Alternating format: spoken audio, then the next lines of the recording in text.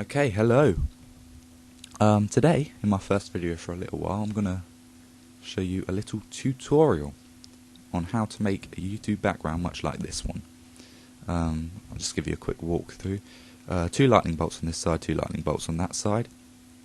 I quite like it. Text effect down the side here as well. Pretty decent colour scheme. Just 2 main colours, background and the colour that I use for lightning and the text. Feathered effect around here for the border. If you can see that, it just kind of fades out instead of just cutting off, so it looks more integrated and I think it looks a bit more professional. And we're going to do it all in Sony Vegas, which is quite good if you're not as good as with Photoshop as you would like to be, or you haven't got it, or you just want a quick and easy alternative. So what I've just done here is insert 6 video layers, or video tracks, which I can do quickly with Control, Shift and Q. So once you've done that, before you start, you need to go to File, then Properties, and change the template. Now I've already got a preset one here, YouTube background, and you won't have that, so you need to enter the dimensions here. Width 1798 by the height, which is 1577. And once you apply that, okay, you'll see it changes here, and that is the right width and height, the right dimensions for a background for a YouTube channel. So now I've done that, I need to go to the bottom. So I start at the bottom track, at the bottom layer. So click Media Generators, then Noise Texture, then Lightning, and drag it into the bottom layer. So I'm going to start with the Lightning first. Now the first thing we need to do is change the frequency, so it's slightly lower, so the lightning bolt is slightly straighter, so it'll fit down the side better. And it won't kind of overlap into the middle, and you'll see a lot of the lightning down the side. So I've done that. Now I need to change the colour. Now I'm going to go for cyan this time instead of green. You can choose whatever colour you want, but I'd recommend it would be the same colour as you want your text, and the same colour as your text in your actual channel, which is what I'm doing here. And if I go down to colour B, change that to transparent, then when I copy this lightning across, you'll be able to see all the lightning layers, so that's not going to be a problem. Now I'm happy with that. So before I position it, I'm going to close this, click the layer, Control C, and then just click Control V, enter, Control V, enter, Control V, enter 3 times, and drag the same lightning bolt clip, if you like, onto the 4 track layers above, or 3 track layers above, but 4 track layers in all. Then you need to make sure this timeline positioner thingy bob, whatever it is right at the start, so you don't mess around with keyframes, because messing around with keyframes is a bad idea in this kind of thing. But anyway, once you've done that, you need to start positioning them. So if you go to Event Pan Crop on the bottom one, I always start from the bottom, I'm not really sure why, and you come up with this. If you move this to the right, the lightning here moves to the left, so this is going to be my left hand side. I'm happy with that because there's nothing overlapping anything. That's good.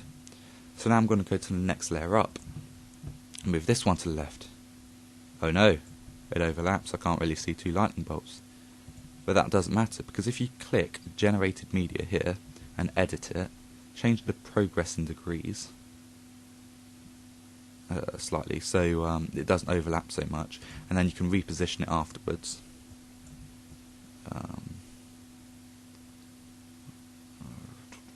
Like so, that's okay.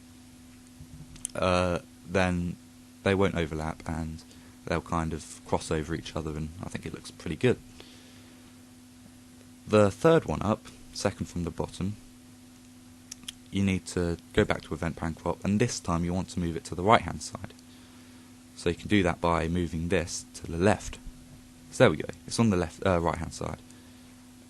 Now you don't really need to reposition it here, progress in degrees, because it's not overlapping anything. You can do if you want, and if you don't want the bolts to be the same on either side, but for the purpose of this video, I don't think it's necessary, so I'm going to leave it there.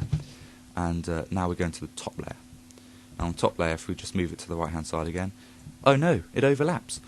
But remember, never fear, because we can change the progress in degrees, so it kind of crosses over each other and looks pretty good. Just got to find something I like. And what you can do as well, if you want, just increase the frequency and Y if you don't want it to be as straight as it is. And once you've done that, you can continue flicking through the progress in degrees until you find one that works well.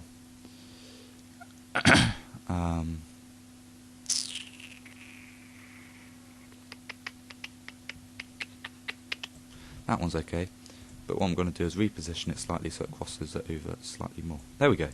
That's good. I'm happy with that. So the next thing we need to do is insert some text. So if you go right click onto the second track down, insert text media, then type the text that you want down the side. So in this case it's going to be Dave as usual, and change the size. Mine's going to be 108 because it's fairly short text, and change the font. Now I've already got this in mind what font I'm going to use, so I know 108 is good, but I would recommend you choose the font first and choose the size so it fits together. Now I'm choosing Resident Evil, so I think it works well with the kind of lightning effect. So that's that. Now I need to ignore placement because we'll sort that out in a second, and properties. If you click the pipette tool here and pick the lightning colour, because you want the colour scheme to really only consist of 2 colours.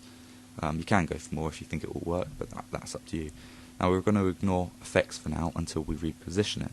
So on this text layer here, if you click Event Pan Crop like we have done before, move it to the right hand side or the left hand side depending on what side you want the text to be on. And if I move this across here and slightly up like that, you'll see the text is down the side. Now as you can see, the text itself isn't very defined because it's all the same colour. So what we're going to do is go back to generated media here, go to effects and do draw outline. Check this box here. Now I've got a yellow outline, I don't want that. I want the same outline colour as my background, which you can choose. If you want to choose a different background colour, you can add a video track underneath everything and just have a block colour there.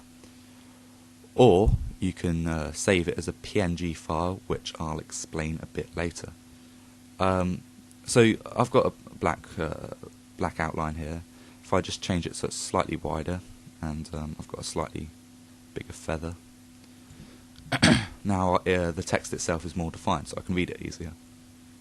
That's done. Now the final effect, you need to go back to your media generators, go to color gradient, then click this, rectangular transparent to black, and that will create a kind of border. Now the border is really thick at the moment and we don't want that, so to make it narrower, if we drag this 2 here right to the corner and drag the 1, 2 slightly further outwards so the border itself is narrower, and you change this aspect ratio angle to 45 degrees just to make it like perfect, and change the colour of the border itself to preferably the colour of your background. So mine's going to be black. I'm going to have a black and cyan colour scheme, and that's okay. So what you can see here is it's feathered down the side, feathered at the top, so it doesn't just cut off. So I'm done with that now, and now I'm at the stage where I want to save it. So if you see above this preview window here, there's a little floppy disk icon that says Save Snapshot to File. If you click that, I've got loads of stuff on my desktop. If I just save it as high, for instance, then you have the option between saving it to JPEG or PNG. Now, it's really up to you. JPEG saves it automatically as the default black colour for the canvas, if you like, of Vegas. Did I say JPEG or PNG? PNG saves it as look, I don't know where I'm going with this. JPEG. Let's start again. JPEG saves it as the default canvas colour for Sony Vegas, which in this case is black because I've added no other block colour underneath all the layers. So that's okay because I want black. If you don't want black, but you've got a black background here, you can change that by clicking PNG. And what this does is saves the black background, the default colour for Vegas, and it saves it to be transparent. So you can change that in the YouTube editing thing here. So you can change, if you go to advanced options, you can change the background colour here. So you can change that whenever you feel like it without having to necessarily open this file up and change it manually. But either way, you could save it as JPEG and change the colour in Sony Vegas anyway. So after all this rambling, I think it's easier if you just save it as JPEG, save it as high, and then I've got to replace this because I've already done one. And then this should be the right dimensions. It shouldn't be too big.